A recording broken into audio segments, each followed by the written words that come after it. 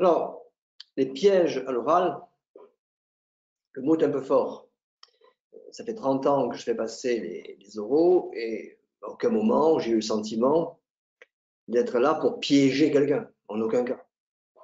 Néanmoins, il y a, je dirais, des zones où la planche est savonneuse, c'est-à-dire faut être vigilant.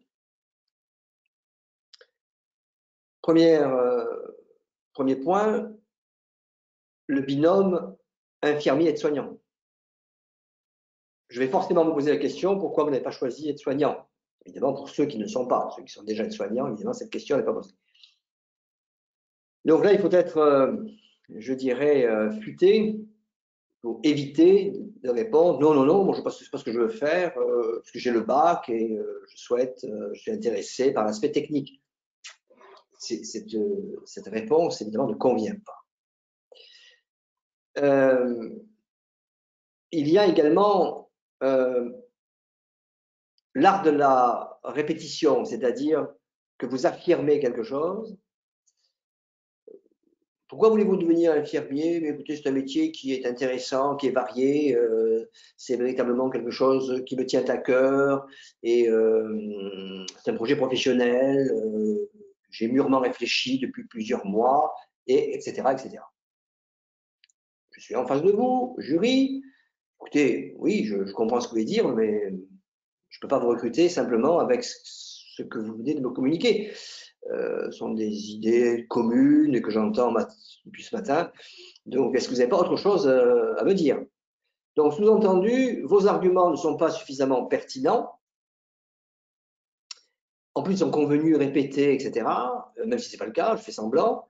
Et pouvez-vous nous dire autre chose? Et attention, je peux durcir le ton en disant, moi, il est hors de question que je vous recrute. Avec ce que vous venez de dire, je ne peux pas vous recruter, ce n'est pas suffisant. Donc, je peux le faire une fois, deux fois, trois fois, et évidemment, la quatrième fois, vous avez du mal à varier les arguments, voire vous commencez, je dirais, à être un peu stressé, énervé, voire vous répondez d'une manière fermée, saccadée, directe, parce qu'au bout de la troisième fois, quand je vous dis, écoutez, désolé, mais moi, je ne peux pas vous recruter simplement en me disant que vous voulez aider les autres, oui, ce métier, certes, est un métier d'aide, mais ça ne se réduit pas à un métier d'aide, vous n'avez pas autre chose à me dire. Vous n'avez pas autre chose à me dire, etc., etc. Deux fois, trois fois, quatre fois.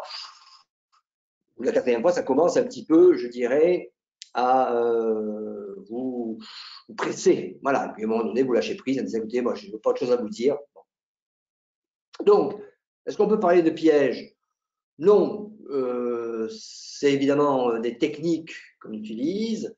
À l'intérieur du pack, puisque là, vous avez une multitude de vidéos offertes, mais à l'intérieur du pack, vous avez 30 heures durant lesquelles, je dis bien 30 heures, durant lesquelles j'explique toutes ces questions une à une.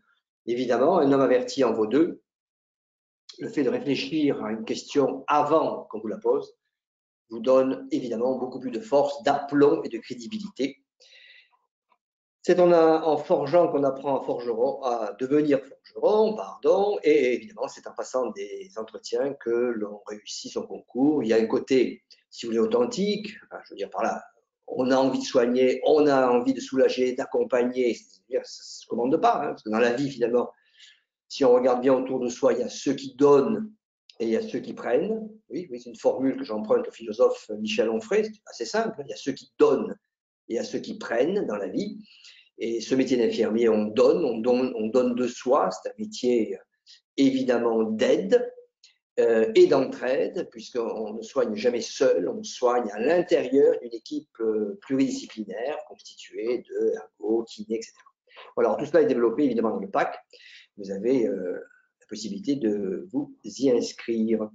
Voilà, à très bientôt.